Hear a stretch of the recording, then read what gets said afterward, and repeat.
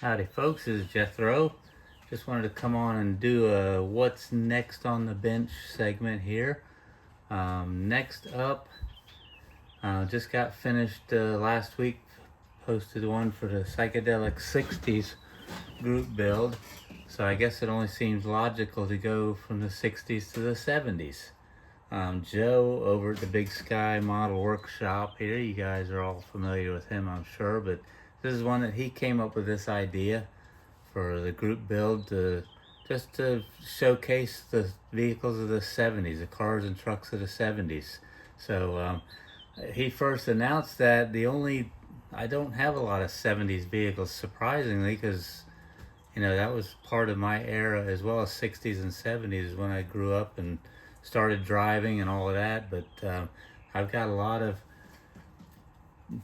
20s through the 50s and 60s, but I had a Superbird, a Plymouth Superbird model kit, and then Joe, who's hosting this show, I won a contest that he had, a giveaway, I don't know, I guess whichever one you want to call it, but anyway, one of the kits that he gave me, and that was this Bronco kit, which this Bronco could be anywhere from 66 to 77. Does not mention a year on the box. They made very few changes outside. I don't think they made any changes on them.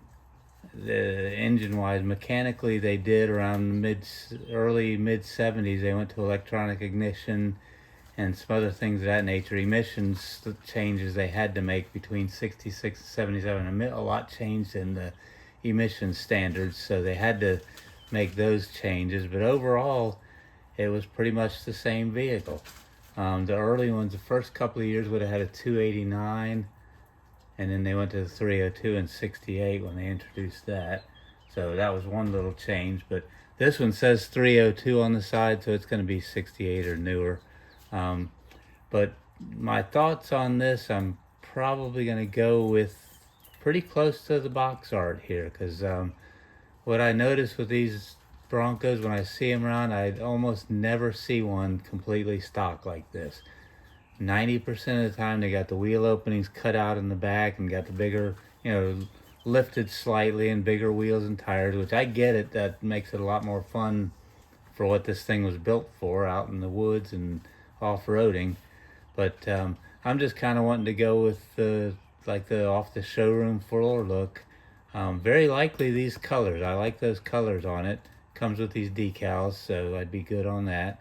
But that's pretty much what I'm going to do there. So I don't have a whole lot I hadn't even started yet. I'm just going to do this video, and I'm going to get started on it probably a little bit this week.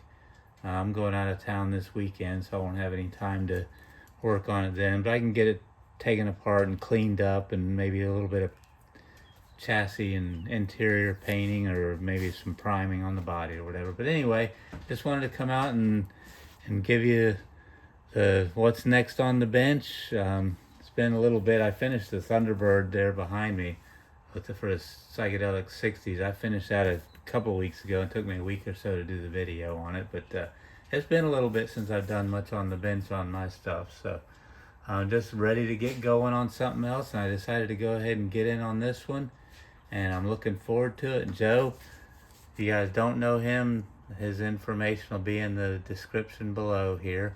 Go over and check him out. A great guy. He does a lot of different things on his channel, and he and I have a lot in common with roundy round cars. And in our past, I did a lot of stock car racing years ago, so we kind of got that connection going. We like a lot of the same general cars and all of that, so we've hit it off pretty well. So just wanted to get involved in that group build. Looking forward to this Bronco. It'll be a cool build.